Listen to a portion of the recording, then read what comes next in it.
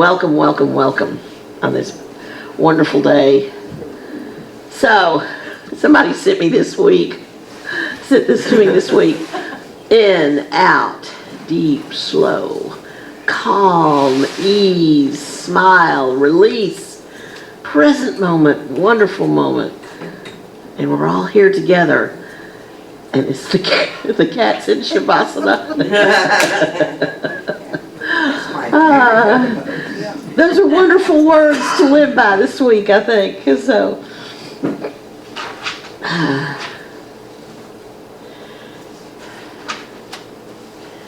So, Travis, can I get you to read the Christ candle? We really don't have one to light, but I want us to remind ourselves. Here you go, and here's what you can say. All right. Good morning, everyone. The Christ candle. For every being, Christ's light shines through each of us, illuminating the world around us. Each of us is a keeper of the light. As we light our Christ candle, we remember that Jesus Christ said, "Let your light shine." For each one of us is given a light to keep and to illuminate the world. You are a radiating center of the Christ light. Your spirit is a contagious influence for good. It is the greatest gift you can share with the world. Thank you, Travis. You know, we're trying to get a lot of participation, so I called on Travis because I knew we could count on him. But if anyone who wants to participate in the platform, I would love it. Like I was thinking about you, Jeanette, but I didn't want to put you on the spot this morning. Okay, all right, excellent. So, because I think it's more fun when we do participate. So now, so let us say this opening statement together. Here we are, we're gathered, and there's a lot going on right now in the world. Today, an actual peace process began in Gaza, and we know what's happening tomorrow, and it's marked so much.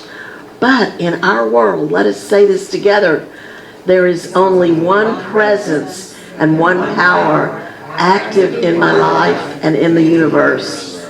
God, the good, the omnipotent.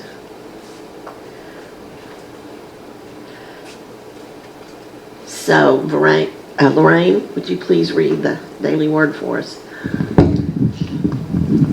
Good morning, y'all. Sunday. Stay there.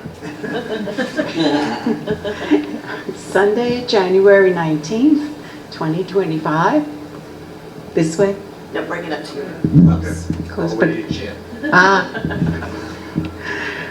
so daily word is inspired.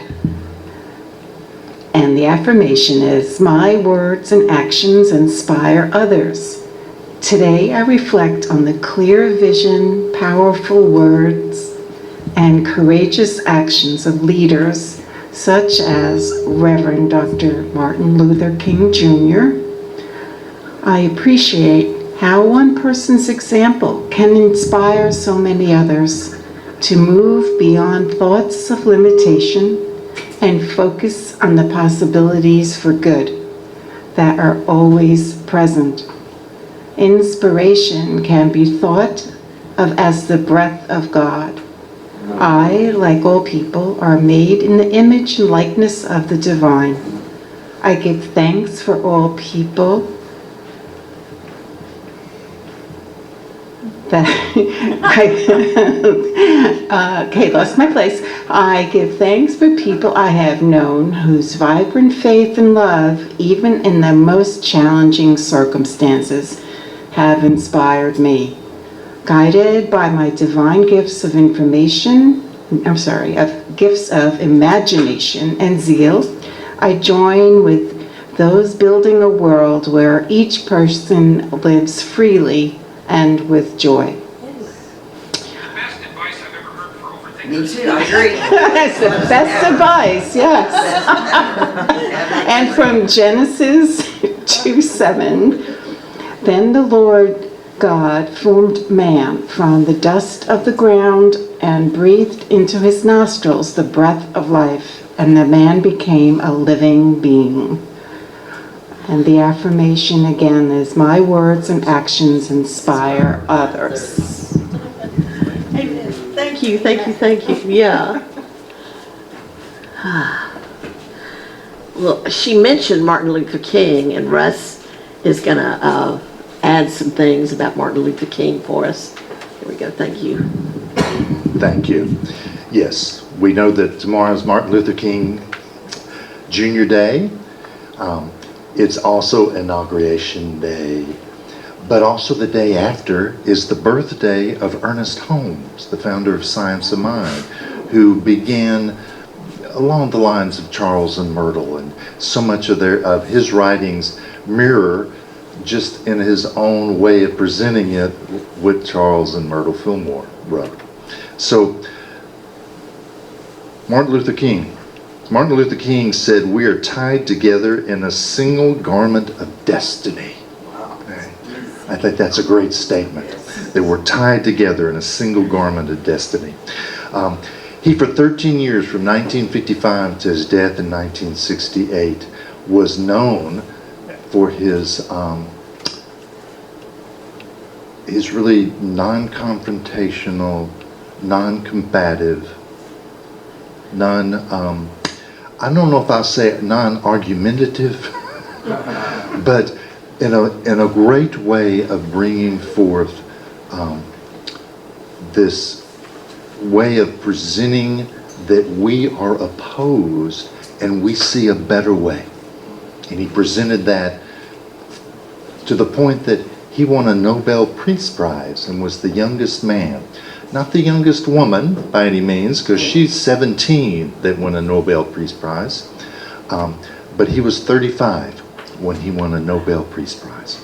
So he also said that we all need to, how did he actually say it? Let's see here. He said we need 3 dimensions in our life. We need length, breadth, and height. And length is our connection to ourselves. And breadth is our connection to community. And height is our connection to transcendence. And he said that if any of those are not aligned, that we are whacked. That was his word?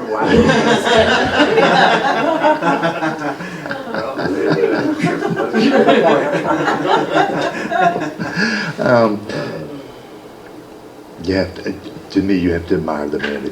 I know that some of us have heard parts of his speeches, but go read his speeches, go listen to his speeches, and see the power that he conveyed, and his ability to share that message that I have a dream, right? And I'm sharing this because I believe that all of us have a dream, but we here in Unity of Little Rock are developing what that dream is and who we're to become. And there's so much more that needs to be accomplished beyond what Martin Luther King did in the world of racism, but also in freedom for our LGBTQIA plus community, freedom for women's rights, freedom for affirmative gender, just so much more that needs to be done. And that you and I are the ones to do that. As a community, we're the ones to do that. Here's what Ernest Holmes said. How necessary it is not to attach our problems to divine mind, but to unite the divine mind with the answer to the problem. This means that we rearrange our thinking in such a way that we permit new ideas to flow in. The ideas, fears, and tensions that obstructed this flow are released. The stream flows free again. God is the answer to every human problem.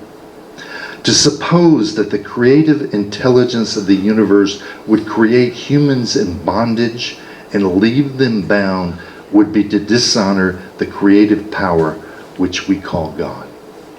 So, that elimination of bondage, however it looks in our world, because there are those that are most certainly, especially in our country, the USA, that are in bondage by how we treat them, how we limit them, how we oppress them, how we say that you're less than.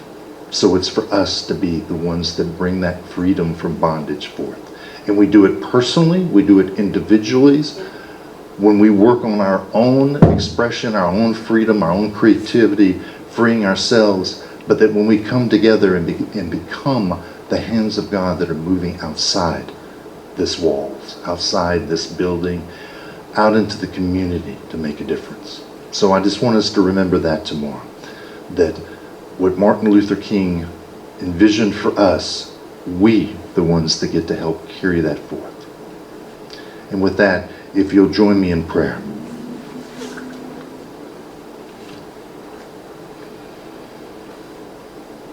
As we acknowledge and know that that transcendence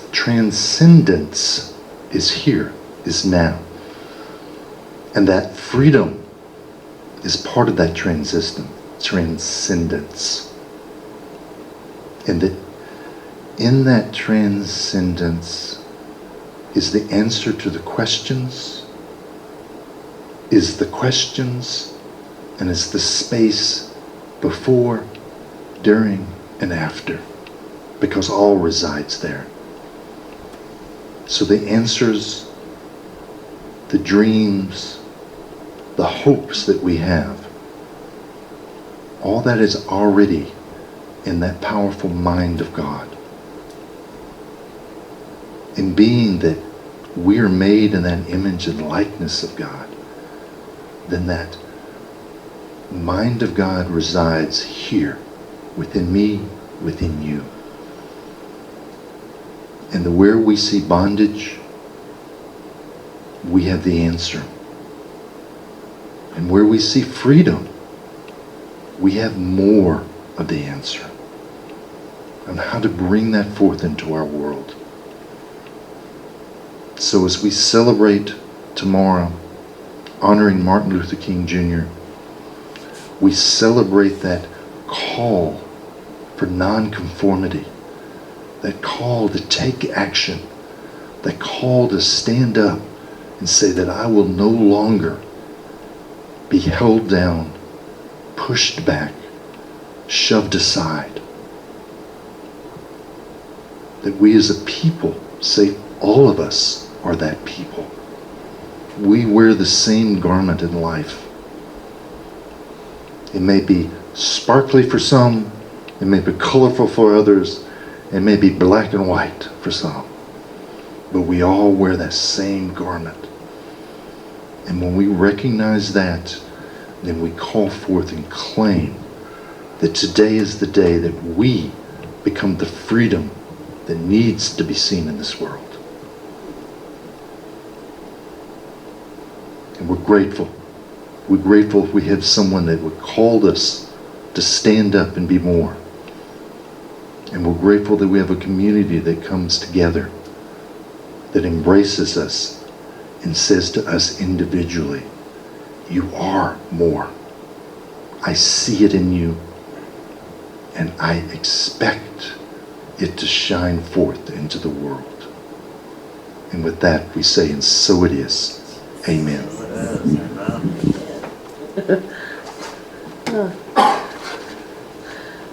So we're going to be setting up for a little more music, but we're going to hear a lot of inspiring words today. Gosh, Martin Luther King just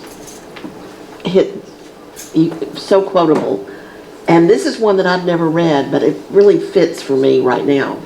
We must accept finite disappointment, but never lose infinite hope. I really like that, and I've never heard that one before. And I do want you all to know that tomorrow on Facebook, the prayer service at Unity Village is going to be dedicated to Martin Luther King, and it's at 11 o'clock our time, Central Standard Time, and it's on Facebook. You just Unity Prayer Service. You could probably Google that. I do have the link up here if anyone wants to know more about it, but I wanted y'all to be aware of that. So let's have a little more music. There's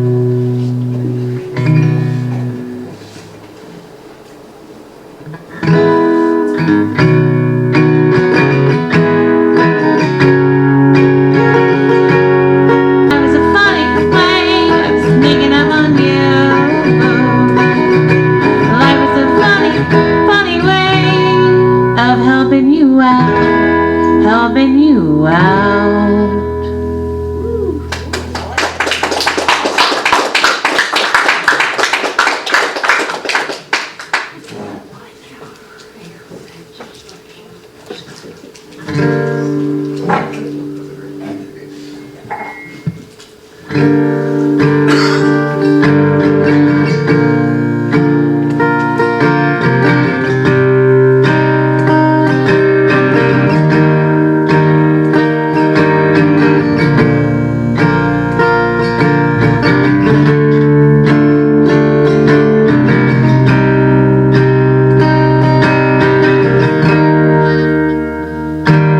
You're beautiful, that's for sure. You'll never, ever fade. Well, you're lovely, but it's not for sure that I won't ever change. Though my love is rare, though my love is true.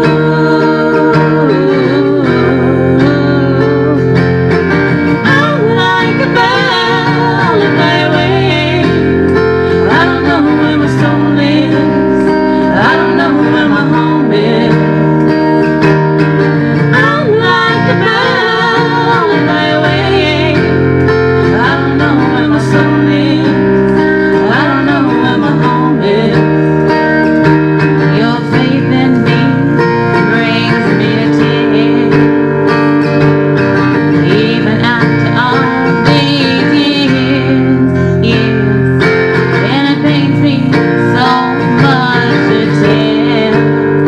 Yeah, you don't know me that way, yeah. Now my love is rare, now my love is true.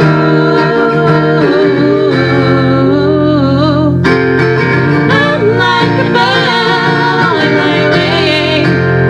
I don't know where my soul is. I don't know where my home is. I'm like a bell if I wait. I don't know where my soul is. I don't know where my home is. It's not that I wanna think about. It's just that every time you try to tell me that you love me, oh, each and every single day, I know I'm going to have to eventually give you up. Yeah, yeah, yeah, yeah, yeah. And my love is rare, though my love is true. Hey, I'm just scared that we may fall through.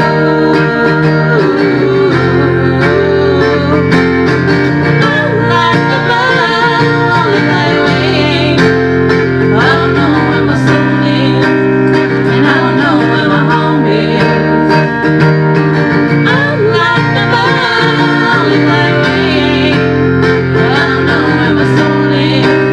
I don't know where my home is.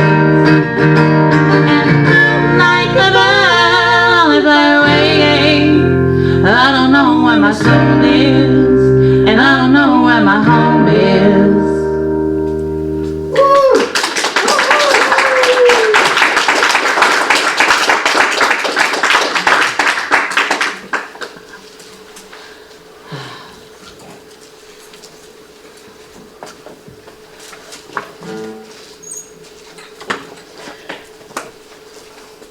So,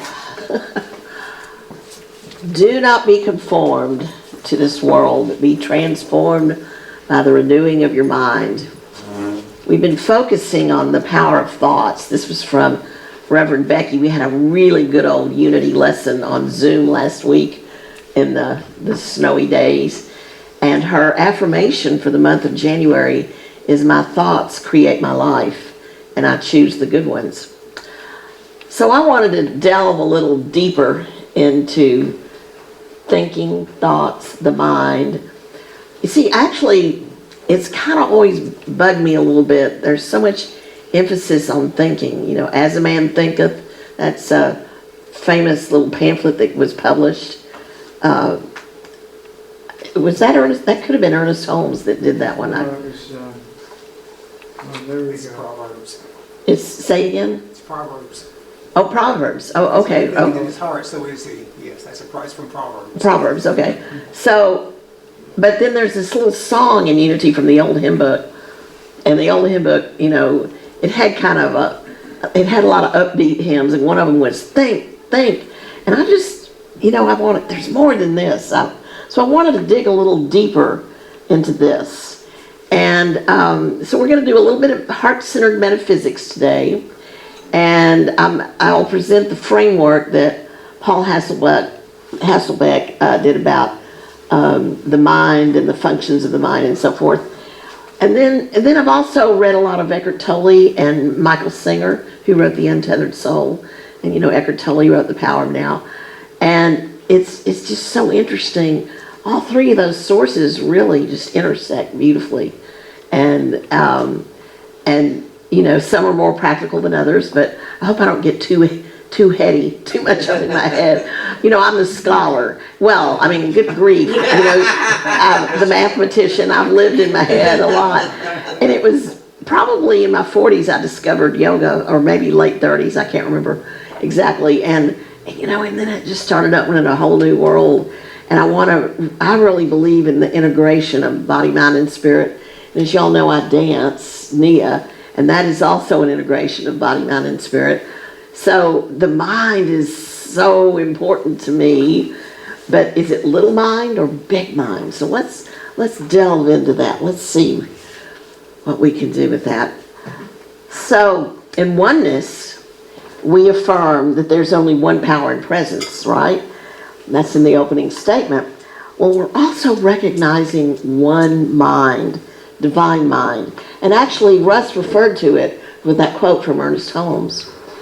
It is the divine source of all intelligence. Although we perceive that our minds function independently, that's the way we think it works. In truth, our minds have consciousness in one mind. And so Paul kind of likens it to Russian dolls that are nested. But I didn't totally like that, because that implies there's a container. And one mind is, whoa, there's no boundaries, none. So I see one mind, it holds the collective consciousness and the individual consciousness. And so it seems like what we need to understand is that individually we impact the collective consciousness. And we do, you know, so we matter, it's important. It seems to be, our evolution of consciousness seems to be individual, not collective. However, collective consciousness benefits from the evolutionary changes that we make. We matter. And the evolution of the collective consciousness, that becomes available to everyone. So we know it does influence it, but realize that from the inside out, you have a lot of power, a lot of influence. So Tolle said, you are not in the universe, you are the universe, an intrinsic part of it. Ultimately, you are not a person, but a focal point where the universe is becoming conscious of itself. Ooh, what an amazing miracle. And then he also said, every being is a focal point of consciousness, and every such focal point creates its own world. Although all of these worlds are interconnected, our collective human world is largely created through the level of consciousness we call mind. Eric Butterworth said, the greatest and most important discovery for any and every person is the realization that we are an eachness within the allness of God or divine mind. Now, I'm saying these words, but like, we don't really get it through thinking about them. We have to get more of a sense of these words, a feeling of these worlds. Tolle also said, our natural state is a felt oneness with being. It is a state of consciousness with something immeasurable and indestructible, something that almost paradoxically is essentially you and yet is much greater than you. So stop a minute. Try to sense these words in a different way. Feel them. So I'm going to read that again from Tolle. Our natural state is a felt oneness with being. It is a state of consciousness with something immeasurable and indestructible, something that almost paradoxically is essentially you. You're the eachness, but yet it is much greater than you, the allness.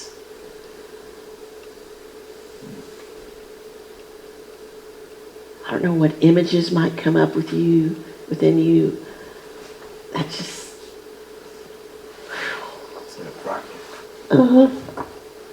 Yeah, it's like a fractal. That's a very good image of that. I should have had that as an illustration. Thank you. So, going back to this nesting idea, so we have 3 phases of mind: the consciousness, the subconsciousness, and then the superconsciousness, or the one mind. So in the conscious mind, let's see, did I do anything on that? No, I did not. Sorry. Let me go back. So in the conscious mind, it's the phase of mind from which we function rationally. It's all our mental processes. And so it consists of perceptions, opinions, thought, beliefs, images, ideas, and it does address the past, present, and future. So that's the conscious mind. The subconscious mind stores memories, past thoughts, feelings. It stores whatever we are holding in mind at any given time. And it just holds it there. It makes no judgment about it. It has no ability to discern the difference, in fact, between what is true and what is not true. It just holds that, like limiting beliefs. It holds those limiting beliefs, for example. And research shows that it stores records, perhaps in pictures and images. Now, it may influence our habits and our reactions, but a lot of times, when you get triggered, right? I'm going to use that idea of triggering today. Things that come out, like, where did that come from? Well, subconscious. We don't know what's been stored in that subconscious, so it's important for all that to be brought forth, if we can, to brought into our conscious mind, so that error thoughts and limiting beliefs and past hurts and all those things can be dealt with, identified, and transformed. Now, you guys know about this triggering. You bring it up and you go, where did that come from? What happened? And then when you dig into it, you realize, and we're going to talk about this later on too, but you realize it isn't the event that you're dealing with right now. It's something that was stored in that subconscious that's triggered you and has really made your reaction.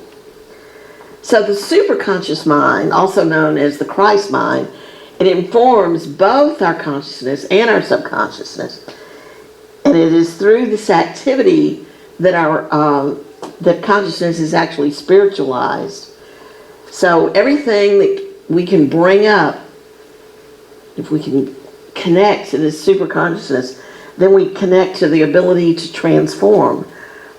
And we do this like in meditation and getting in the silence, quieting that mind, that monkey mind, And then we get some clarity and a knowing and a realization. And it is through our agency, or what we call the power of power, which is kind of we have the 12 powers, and a lot of people call it the power of dominion. I think of it as agency. It's our ability to choose to access the superconsciousness and get guidance and direction. So Myrtle says we must begin at once to rejoice in the light that has come to redeem our subconsciousness from the shadows of error and fear and superstition and mistakes. Myrtle Fillmore is one of the co-founders of Unity. So, well, now our consciousness is made up of dimensions of awareness, or the functions of consciousness. Now I looked this up, and I was going to ask you all if you knew them, but anyway, we have sensing, feeling, thinking, and intuition. But when I looked it up, there was a fifth one that Paul Hasselbeck and Unity doesn't talk about. It's the transcendent function. This, I didn't realize these functions come from Jungian psychology. That's the way he saw it. Now this will be my last kind of lecture-y thing. I'm gonna get into more fun stuff. But I think it's important to realize all these dimensions, or these functions. So with sensing, it's how we experience the external physical world. It's using our five senses. And we do that a lot, but that can't be our only source of information. So that's one thing. And then there is the thinking that we've been talking about so much about. So how do we develop ideas into concepts or rational thought? And these thoughts, now they can be totally based on a divine idea, or maybe some dilution of a divine idea. And that's where we have to use our discernment. In fact, the powers of wisdom and understanding are really important if we're going to have the power of thinking that really benefits us. So understanding is the comprehension of the idea, while wisdom is the faculty we use to discern how to use the knowledge. So thinking is not the same thing as consciousness. It's only a part of it. Again, it's one of these functions, but it's not the only thing. Then there's feeling, how thoughts are empowered or made personal. So they reflect our thoughts, and they are avenues by which we express the energy generated by the thoughts. That is really true. There's a thought, and then there might be an energy behind it. Research in neuroscience implies that thought and feeling are kind of two sides of the same coin. You can't really say which comes first. Now, in the old writings in Unity, they thought it was thought, then feeling. But that's not, I think it goes both ways. You just think about triggering, and a lot of times we get a feeling of anger or fear or something, and it's really more of a physical sensation before we really get into the thought part of it. So, and in fact, because feelings can so much influence thought, it may not be just positive thinking that overcomes stuff. That's, in fact, in Unity they call it realization thinking, and I read that also in Totally. Realization thinking, where both thinking and feeling natures are engaged so that a person knows and feels what he knows and senses. It says, Totally says, being can be felt, but it can never be understood mentally. It's a feeling, a realization. It's kind of like when I was reading some of those heady quotes earlier about divine mind and the eachness of all this. It's not understood mentally as much as it is. You just sort of have to sit with it and see what it evokes in you. Okay, and then we have intuition, how we become aware of divine ideas in the one mind, how we perceive spiritual truth. Intuition is going to translate pure knowing and feeling into word, language, and action. So there is human intuition, though, and there's intuition that's guided by spirit, and then there's human intuition, and that can lead to actual errors and lower vibrations. I like Brene Brown. I found her definition of intuition. It's not a single way of knowledge. It's our ability to hold space for uncertainty and our willingness to trust the many ways we've developed knowledge and insight, including instinct, experience, reason, and even faith. I thought that was a real... And she did, Brene Brown loves to just interview people and gather a lot of data about what people are thinking about. So she asked a lot about intuition, and these were the things that emerged for her that she put together in this definition. So it's not a single way of knowledge. It includes instinct, experience, reason, and even faith. And then I was so fascinated to find out about this transcendent function. It's how we integrate the conscious and the unconscious mind to work together to produce, and I didn't finish that, but to produce change. Another quote by Myrtle: "Clothe your mind with the garments of truth and let your thoughts yield to you their wealth of spiritual power. Think from the truth standpoint when you think about the outer material world. It is by your spiritual thinking that you build up your spiritual consciousness." But I like that. Think from the truth standpoint. So when we're facing the news, the events, the relationships, if we can, that's a tall order, but think from the truth standpoint.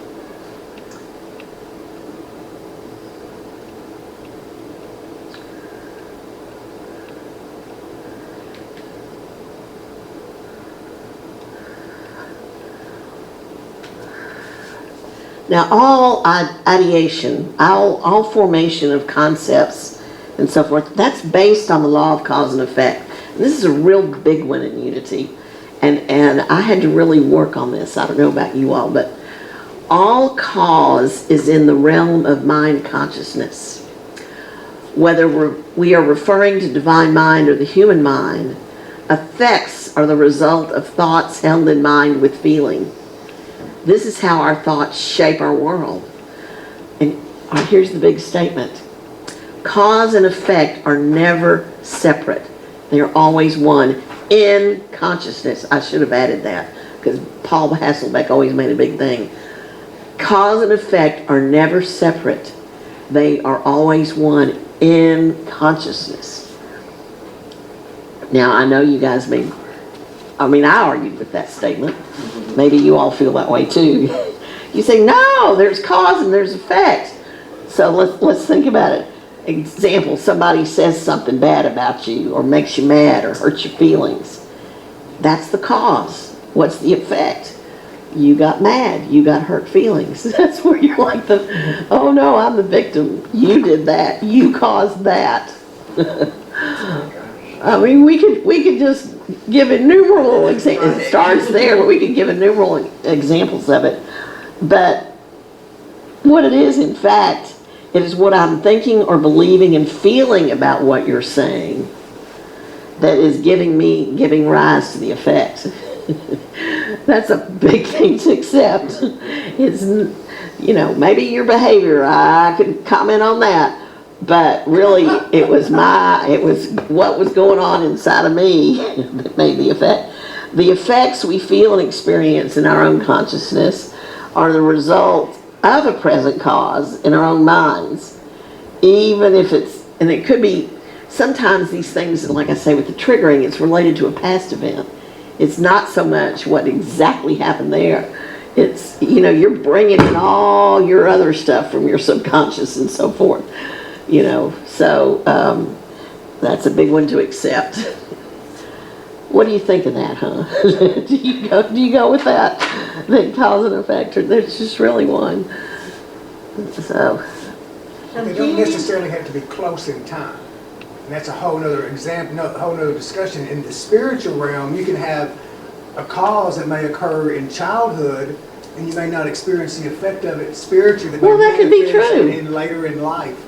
Or it could be from one incarnation. In your example, it could be the person that's being rude to me and making me, trigger me right now, could be because in a past life we had some sort of interaction and I caused them to appear, and the effect is I've got this individual appearing before me now who's all over me, being real negative. Yeah. But, so actually it's that's a beautifully complicated. It is, and I'm glad you expanded that way. That's kind of interesting. It really There's a is. continuity there, right? There's a continuity between the cause, at the early time and the There's the continuity later there. time. So it's like a one. An energy connection or It's something. the garment of destiny. Indeed, Yeah. indeed. Ah, Garment of destiny. let's see. What's that mark? So in absolute reality, we have no independent mind. We seem to have independent and separate consciousnesses within that mind. And in this seeming separation, we do have our own thoughts and feelings, and we do have some control over them. But it is by our thoughts and feelings that we transform our inner world as well as the seeming outer world. Tully said, one of the greatest insights from modern physics is that of the unity between the observer and the observed. The person, this is quantum physics says, right? The person conducting the experiment, the observing consciousness, cannot be separated from the observed phenomena. And a different way of looking at this causes the observed phenomena to behave differently if the observer is looking at it differently. So, am I saying that right? No comment. No comment, okay. All right, so that I quoted totally, but it may be more complicated than that. I may have oversimplified, but there is a relationship between the observer and the observed. Now the law of mind action is that thoughts held in kind produce after their kind. So we have these events do not cause feelings. It's how we perceive and view them that give the rise to the feelings. Think about it. See, now I'm getting you to think. But to me, isn't it great to know that our inner experiences of outer events don't choose us, but we choose them? Now, I don't know, maybe we could argue with that statement too, but I thought this comes from Paul Hasselbeck. Isn't it great to know that our inner experiences How we perceive. of outer events don't choose us, but we choose them? That's where the power is. It's good. So, okay, so the law of mind action. Well, in consciousness, the thoughts held with feeling give rise to like thoughts. These thoughts do not change until we choose to change our thinking feeling. And that's a big thing. Paul puts thinking and feeling more together these days, so that's why it's written that way. In our experience, our thoughts and beliefs and ideas create our experience of the world, which does include our feelings. Our thinking is the cause and the experience is the effect. Cause and effect are inseparable, as we've said. In the body, at the level of the physical body, scientific research is showing, it's kind of catching up to metaphysical thinking. It's now known that the mind-body connection is hardwired. And I really believe in this. There is a mind-body connection that results in our thoughts, feelings, and emotions that affect our bodies. In fact, they may even affect our immune system. And, Louise Hay, your favorite, Pam, that's what she talks about so much. And in the physical world, our thoughts and feelings and beliefs do not necessarily create the events in the world around us. However, the experience of the event does occur in consciousness, in the mind of the person.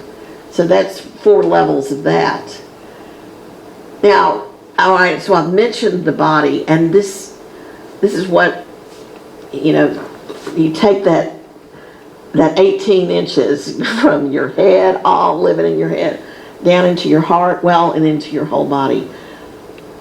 Through Nia and yoga and many of the practices I do, I've learned that I can move energy, that I can even describe and really access the feeling, that's the sensations, and our bodies tell us what is important. And this, I believe this is kind of a picture of like the vagus nerve, fight, flight, fright. It really kind of begins more with the sensation, and then it informs the brain. And so it's really very important. Hey, Jeannie, Yes. how long does it take, for, doing a yoga practice like yoga or Nia before you begin to understand the energy? Lifetime. Well, no, it's a lifetime practice, but Nigel, you do get, I think you get an effect pretty much right away. I mean, it's constantly changing and deepening for me, so it is a lifetime. But, and it does depend on you and how open you are, but I couldn't, all right, I will tell you this. Okay, so Russ was involved with so much with Inner Focus, and he brought many workshops to our Unity community a long time ago, and he said, we're all healers, and I went, no way. And I'll never forget, and he taught me how to sense energies. He was one of my first teachers in that, and then I did more. And then, I got comments like, Jeannie, you really know how to move energy. And I just had never experienced that before. And then you start verbalizing it and talking about it, but you have to practice, though. You have to practice. And it's really good to practice in community. And even nonviolent communication for me has become something that's become very spiritual, but also it now has very much a physical component. We attune to our bodies first. And when you attune to your body, you become present. And being present is one of it's the very first thing that quiets the mind and really gets you in touch with your higher self, or your essential self, or your divine self. Any of those, they're synonymous. So does that kind of answer your question? So, and by the way, I started this in my 40s, and I was thinking about it this morning.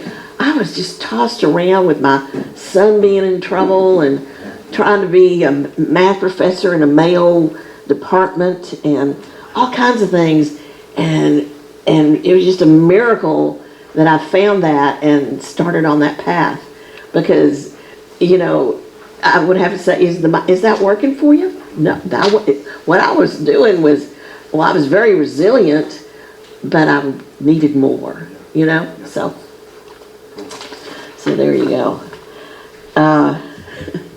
Well, look at this is from Sarah Payton, but our body lights up in different ways with these different emotions. And in fact, I know you can't really read all of this, but this is a wonderful slide that she did. You really begin to get a vocabulary of how to describe, even if you're just starting with words. Oh, I tingle. Oh, I feel tight in my chest. Oh, it feels like a rock is in my stomach. You just start there, and you might begin to use metaphors to describe how you're feeling, as well as these sensation words. So you just kind of get that vocabulary, and it is amazing what you do, because, and in fact, you can attune to another person, and you can almost feel what they're feeling and be changed by their experience. And it's, anyway, it's just powerful. I can't say enough about it. So I say, awaken to the intelligence of your thinking body and discover how the energy of every word, image, and experience holds specific information just for you. And I just, as I say, it's been a game changer for me. Instead of just having this mind that can do mathematics, I've got this whole body intelligence now. So, and it's available to everybody. Well, I have one more topic, and I don't have a really good segue into it. But, we labor under the delusion that we are our minds, and we put so much importance on our minds and our thinking. Honestly, that is one of my biggest fears, to lose my mind, so to speak, to lose my cognitive ability. Yes, I hate aches and pains, and I don't want to have to be, physically encumbered or bedridden, but gosh, if I can't read and think, that really is one of my biggest fears. And but it means I get so identified. We all get so identified with the mind. I mean, good grief, that's like how I've made a living, is using my mind. But Tolle says identification with your mind causes thought to become compulsive. Not to be able to stop thinking is a dreadful affliction. Have you ever tried to go to sleep at night and you just can't turn it off? And Michael Singer calls this your crazy roommate. I like that. Can you read that again, Judy? Identification with your mind causes thought to become compulsive. Not to be able to stop thinking is a dreadful affliction. It's like the crazy roommate. It can create a false mind-made self that casts a shadow of fear and suffering. So when we do this, we live in a separateness, a world of continuous problems and conflict. Now, the mind is a superb instrument. It is, if used rightly, but you are not your mind. And it totally asks the question, have you found the off button for your mind? Can you stop thinking? Can you just simply watch the thinker? And watching and observing, that's a real important practice that comes up in many spiritual practices. But Michael Singer says there's nothing more important than realizing that you're not the voice in your mind. So here's the deal. So I'm reading all this. And he says, try this experiment. Imagine that you give your voice a body and it's sitting right next to you. And I went, this damn thing never shuts up. It just doesn't. You narrate your life, you comment on it, you judge things. And I guess I was sitting alone, especially if it's just, y'all go home and think about it. You would be surprised how much chatter is going on there. And actually, sometimes it's kind of friendly, but then, a lot of times it's judging, right? Or it's really what it's trying to do is control the situation. It kind of gives you small comforts. But just to realize you're not that voice. The essential you is not that voice. In fact, Michael says the problem isn't life. The problem is the commotion the mind makes about life. And I guess, like Chris and the other night, we were watching Bill Maher. He's come back on, and I just, after that program, I felt yucky because there was so much commotion being made and predictions about things that haven't even happened. And anyway, so it's not that I want to bury my head about the news. I think we need to be informed, but I really need to start thinking about, what am I going to listen to? I don't want to listen to the voice all the time in here, but I don't need to listen to everybody else's commotion either.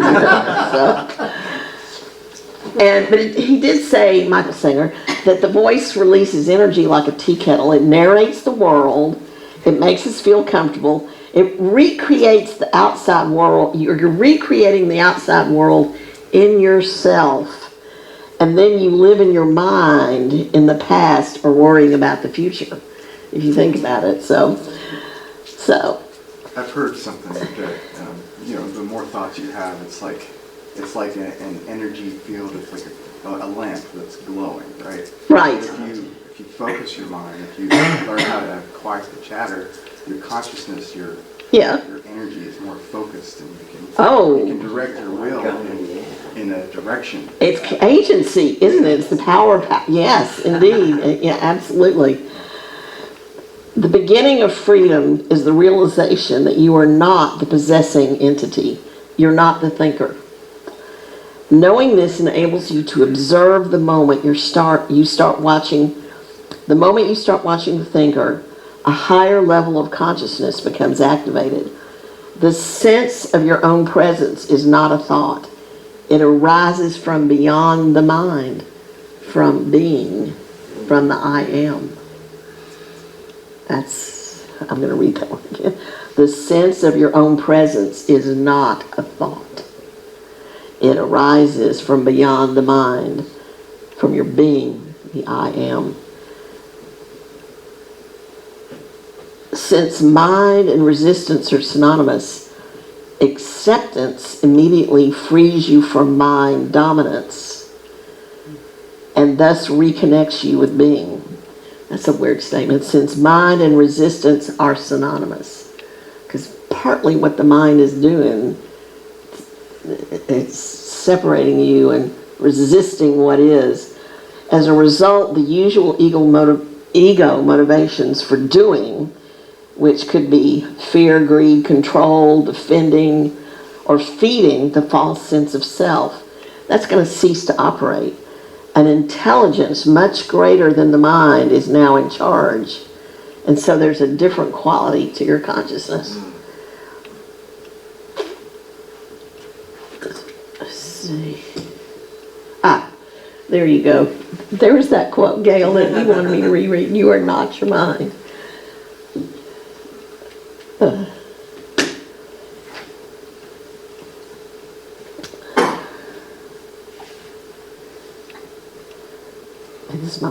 So don't confuse cause and effect. Your primary task is not to seek salvation through creating a better world, but to awaken out of identification with form and mind. Let's see, there was more. You can feel your roots in the unmanifested, and so you are free of attachment to the manifested world. Now that's a pretty interesting statement there. So if you're free, then you can live in that world of possibilities, in that unmanifested world. Otherwise, when you're so identified with mind and the way you think things should be, you are in the material world, the manifested world. But that really gives you a lot more power to be in that unmanifested world. You can still enjoy the passing pleasures of the world, but then there's no fear or loss anymore. So you don't need to cling to these things. You can certainly enjoy sensory pleasures. The craving for sensory experience, though, is gone. The craving is gone, as is the constant search for fulfillment.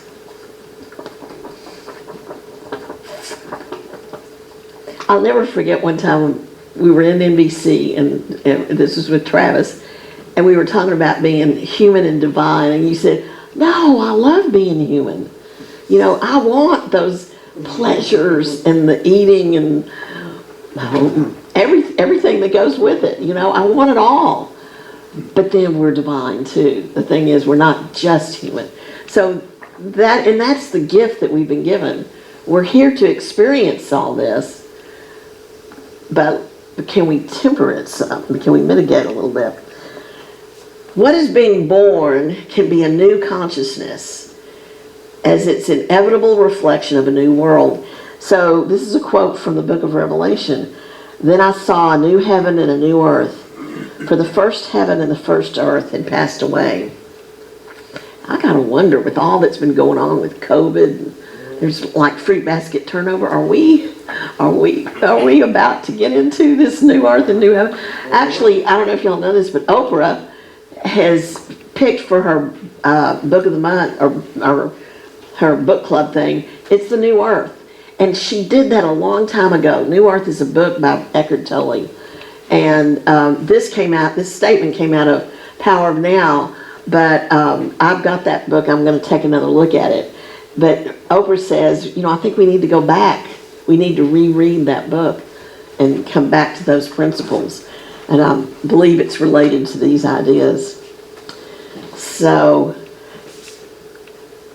I was having a hard time closing this, but I think part of why I wanted to go into all this is because I've been feeling so uneasy, and I get worried, I get anxious. There's a lot of uncertainty. We're really facing new things. We really don't know what it is, but I'm sure a lot of us have those kinds of feelings. And it just hit me this morning. I keep wondering, what can I do? What can I do? What can I do? And I went, oh my God, the Serenity Prayer. And there's so many. This is just like a good mantra. I love our opening statement. There is only one power and presence active in my life and in the universe. I say that a lot, but this is a good one, isn't it? It's just a classic, and it's been around, but it's not trivial at all. Grant me the serenity to accept the things I cannot change, the courage to change the things I can, and the wisdom to know the difference. You see, now that is using our mind. That is connecting to divine mind right there. Right there. So today, remember, I evaluate, discern, and intuit wisely. Realizing the truth of my divine identity, I live by insight. Through understanding faith, I am centered and I guide my every step. In trust, I expect the best. So for today, realize the power of your thoughts, but also connect to one mind. One mind. You are not your mind, little mind. You are in that one mind. Call on the powers of understanding and wisdom. So let's do a little bit of meditation here.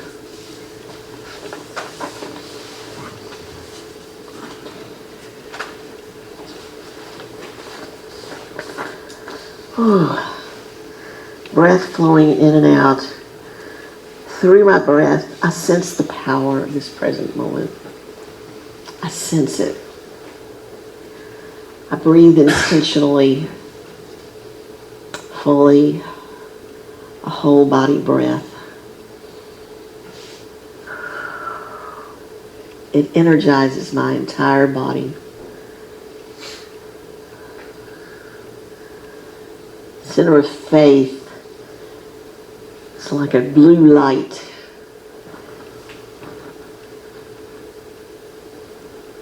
That I can send out through all my cells.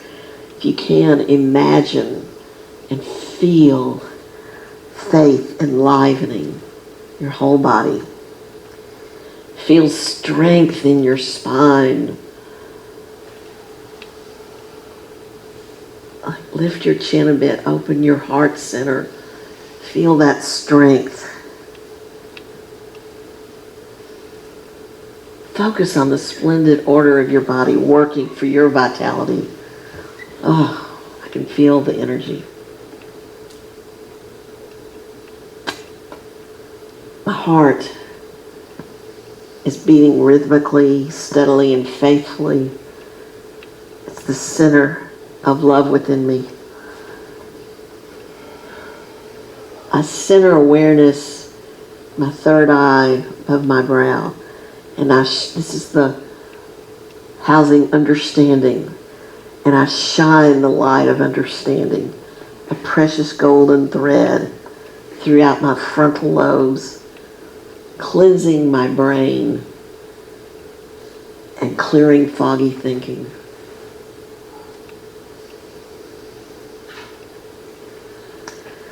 Now focus your attention on your solar plexus. Imagine a yellow spinning energy shining a yellow light from this solar plexus. Bathe in it and radiate the brilliance of divine wisdom.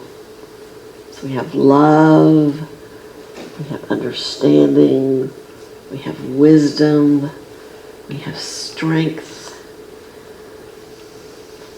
By the power of understanding, I learned from my life. I learned from the one mind through which I realize eternal truths. By the power of wisdom, I rest easy, centered in spiritual integrity. I am. I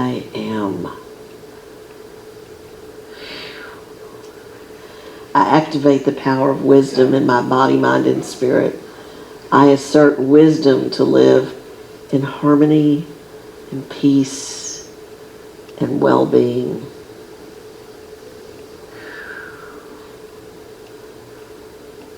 Take a moment of silence to feel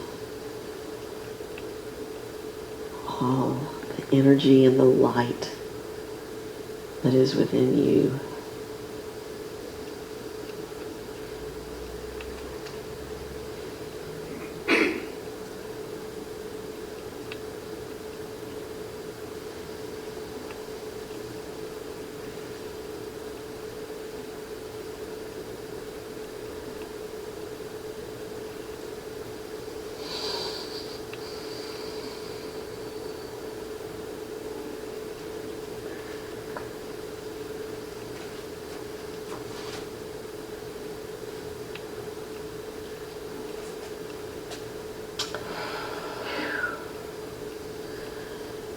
As we come back to this space,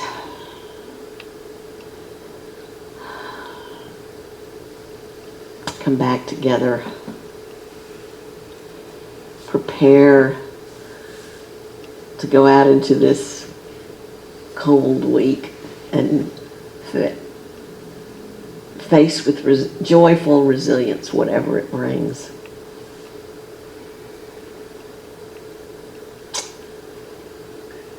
We've gathered in Christ and we will gather again. So it is.